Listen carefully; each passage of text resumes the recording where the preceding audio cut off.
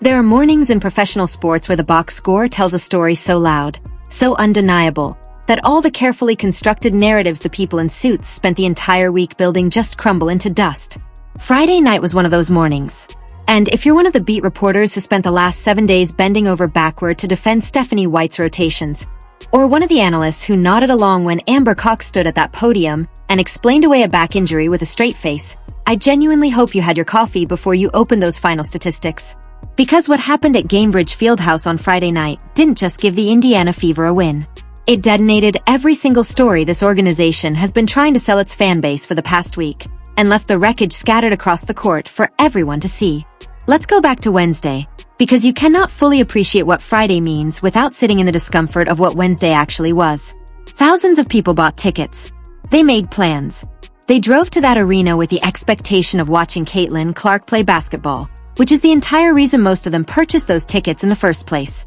And then, roughly an hour before tip-off, the word came down. Clark was scratched. Back stiffness. The medical staff, they said, needed to be cautious. They needed to give it time. Stephanie White walked to the podium with a kind of composed, rehearsed concern that people use when they've practiced what they're going to say before they say it. She described the situation as something that required patience and careful management. The fans who had already parked their cars and found their seats watched a game without their franchise player. The people who had driven from out of town, who had taken time off work, who had brought their kids for what was supposed to be a memorable night, sat through it all without the one person the entire evening was built around. And they went home angry. Not just disappointed. Angry in the specific, slow-burning way that people get angry when they feel like they've been taken advantage of. That anger didn't cool down overnight. It spread. Social media captured it, and amplified it until it became something the WNBA league office could no longer ignore. There were real conversations happening about the legitimacy of that injury report. Real questions being asked about whether what happened Wednesday night crossed the line from a coaching decision into something closer to consumer fraud. The organization was bleeding credibility at an alarming rate. Empty seats were showing up. The financial picture was getting uncomfortable. And the league itself was reportedly paying attention in ways that tend to make front offices suddenly remember how to operate with transparency. That was the state of the Indiana Fever when Friday night arrived. Now picture the scene. The Golden State Valkyries roll into Indianapolis undefeated. Every game they've played this season, they've won. They're the kind of team that makes struggling franchises look at their depth chart and feel a quiet dread. They're physical, they're disciplined, and they're the exact kind of opponent that exposes the cracks in a roster that's been held together with organizational stubbornness instead of actual basketball logic. The stakes could not have been higher for this Fever team. And then Caitlin Clark walked onto that court. The same Caitlin Clark whose spine, we were told 48 hours earlier, was in such a compromised state that she couldn't dress in uniform for a game against an expansion team at the bottom of the league standings. She didn't just play. She played 32 minutes. 32 minutes of full court, high pace, high usage basketball against the best team in the league. Let that number sit with you for a moment. Not 20 minutes. Not a cautious, carefully managed return where she plays 3 quarters and sits out the 4th to protect whatever back issue she was supposedly managing. 32 minutes. More than anyone else on the entire Fever roster. And in those 32 minutes, she was not tentative. She was not playing through discomfort and trying to survive. She shot 46% from the field. She knocked down 4 3-pointers from 9 attempts. She finished with 22 points and 9 assists. She logged a +7 rating. She looked, by every measurable standard, like a player who had not missed a beat. Now you can choose to believe one of two things here. Either the Indiana Fever's medical staff possesses some kind of miraculous healing technology that can fully repair severe spinal stiffness in 48 hours, which would genuinely be the most significant medical breakthrough in the history of sports medicine and probably deserves its own press conference. Or the back injury as it was presented to the public on Wednesday night was not what it was claimed to be. Those are the only two options. There is no third door. The human spine does not work on a schedule that conveniently aligns with television ratings and the presence of an undefeated opponent. The rehabilitation timeline for the injury that was described publicly and the performance that was delivered Friday night are not compatible. They simply don't coexist in the same biological reality. And this is not a matter of interpretation or opinion. This is physiology. This is the kind of thing you can bring to any sports medicine professional and ask them to evaluate, and they will tell you the same thing. What happened Wednesday and what happened Friday cannot both be true as they were presented. The organization banked on the attention span of a distracted sports media cycle. They assumed that a win would smooth everything over, that the box score would become a story, and the questions about Wednesday would quietly fade into the background. They miscalculated. Because the box score didn't bury the story.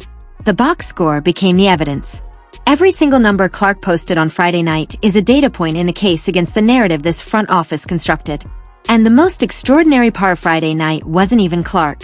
What Aaliyah Boston did in that game deserves its own complete analysis, because she delivered arguably the single most dominant individual performance any Fever player has produced in the 2026 season. When you understand what Aaliyah Boston is capable of when she has a real playmaker feeding her the basketball, when she has someone who sees the floor well enough to find her in the exact right position at the exact right time, the numbers stop being surprising and start being inevitable. Boston played 29 minutes. In those 29 minutes, she scored 20 points on 8 of 15 shooting. She grabbed 16 rebounds. 16. 4 of those were offensive boards, the kind that extend possessions and demoralize defenses. She posted a +15 rating. On a night when Clark was orchestrating the offense and defenses were having to account for the perimeter threat, Boston operated in the post like a player who had been completely freed from the constraints that had been limiting her all season. The high-low connections between Clark and Boston on Friday night were the kind of thing that makes opposing coaches draw up new defensive schemes at midnight.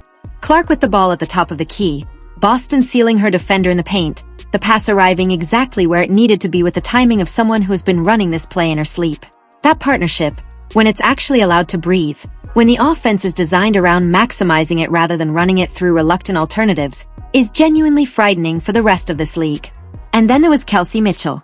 Playing 31 minutes, Mitchell provided the kind of game that justifies every dollar of a Supermax contract. 19 points. An 11 for 11 performance from the free throw line. 100%. In a game with real stakes against a real opponent, when the pressure was squeezing everything, she went to the line 11 times and she did not miss once. There's a particular kind of mental toughness required to go perfect from the charity stripe in a tight game, and Mitchell displayed it without drama, without celebration, without anything except the quiet efficiency of a professional who has been in those situations enough times that the moment doesn't feel bigger than she can handle. The collective performance from Clark, Boston, and Mitchell would have been the entire story on any other night. On any other night, this would have been a clean, celebratory breakdown of 3 players lifting their team to a massive win. But then we have to talk about the bench. Specifically, we have to talk about Grace Van Looten and what Stephanie White chose to do with her. One day before this game, the Indiana Fever front office made what we correctly identified as the first analytically sound roster decision of their season. They signed Van Looten, an athletic 6'3" forward with defensive versatility and the motor to run the floor in transition, precisely because this team has been bleeding in the front court all season.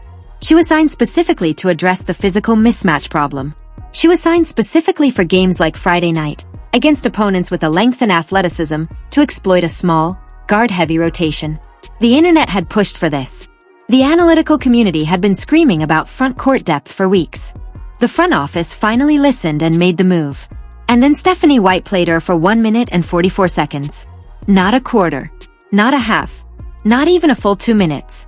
1 minute and 44 seconds against an undefeated opponent in a high-stakes game where the exact problem Van Looten was signed to solve was actively threatening the team's ability to win. There are several ways to interpret this decision, and only one of them reflects well on the head coach. You could say White didn't feel Van Looten was ready, that she didn't want to throw a developmental player into a game of that magnitude without adequate preparation time. That's a defensible coaching position in the abstract. But if that were the real reason, you'd give her meaningful run at some point in the game, perhaps in a stretch where the outcome was less in doubt, to at least evaluate what you have and give the player some legitimate experience. You don't dress her, give her 104 seconds, and put her back on the bench. The more you look at the timeline, the more a different explanation starts to feel accurate. The front office overruled White's preference by making this signing. White did not want to sign a forward from the waiver wire. She wanted to continue running her small ball system, guard-heavy rotations, her vision of how this team should operate. The fans and the analytical community demanded change, and the front office gave it to them over White's objections. And White's response was to make the signing irrelevant by refusing to use the player in any meaningful capacity. 1 minute and 44 seconds is not a coaching decision. It's a statement. It's a head coach telling her front office, in the most public way possible, that she will not be told how to manage her roster. It's organizational dysfunction playing out in real time where everyone who watched the game can see it. And what makes it worse, what elevates it from frustrating to completely indefensible, is that the Fever won anyway. If White's choices contributed to a loss, if the small ball rotations had been exposed and punished the way they deserved to be, there would at least be a clear consequence attached to the decision. Instead, the win insulates her. It gives her the ability to point to the final score and say the rotation worked, that her judgments were validated. The box score can't tell you what would have happened if Van Lutten had played 15 minutes instead of under 2.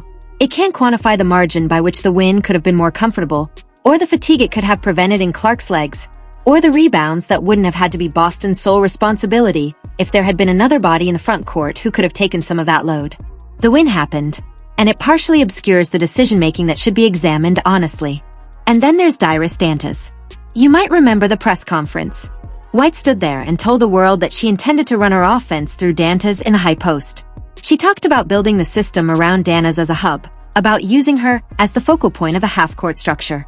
It was the kind of public statement that set the fan base on fire because of what it implied about Clark's role in the offense, about whether the coaching staff actually understood what their best player was capable of and wanted to use it. That statement is what made people furious. Not just frustrated. Furious. And on Friday night, against the best team the Fever have faced this season, Dantas didn't play a single second. DMP. Coach's decision. The player who was supposedly the cornerstone of the offensive philosophy, the one White went to the podium and publicly declared would be central to how this team operates, watched the entire game from the bench in street clothes. Now there's a version of this where the explanation is simple and boring. Matchup considerations. Dantas wasn't the right fit for what Golden State was doing defensively. White made an in-game adjustment. Coaching decisions change based on opponents and circumstances. That's real and it happens. But here's why that explanation doesn't fully hold up. When you stand at a press conference and make the kind of statement White made about Dantas, you're not just talking about one game. You're describing a philosophy. You're telling your players, your fan base, and the media how you see this team operating. And then to turn around and not play that player at all in the biggest game of the season to that point doesn't just look like a tactical adjustment. It looks like the press conference was never really about basketball. It looks like it was about sending a message to someone in that locker room who had been getting too much attention, too much credit, too much of the public's admiration. And that suspicion, once it takes root, is very difficult to dismiss when the same coach benches a newly signed player for under 2 minutes in the same game. The pattern becomes visible. Let's talk about the things Clark still needs to clean up, because credibility requires honesty and honesty means acknowledging what wasn't perfect. 6 turnovers. That's the 5th consecutive game where Clark has committed 4 or more. Some of them were aggressive reads on transition passes that the Valkyries' defense was quick enough to disrupt. Some were the natural byproduct of a player who operates at high speed and makes decisive decisions, knowing that a certain percentage of them will go wrong. But the volume is undeniable at this point. 6 turnovers is a pattern that well-prepared opponents are going to look at and design defensive schemes around. It has to come down.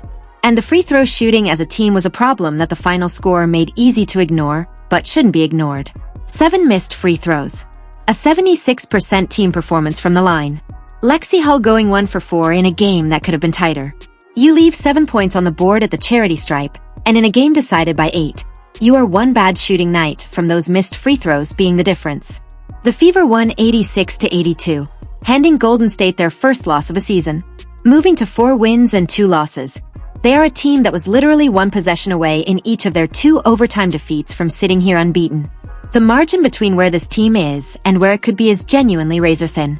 And that's what makes everything else so maddening. The talent is real. The core of Clark, Boston, and Mitchell, when they're actually playing together with a coherent system around them, is legitimately threatening to every team in this league.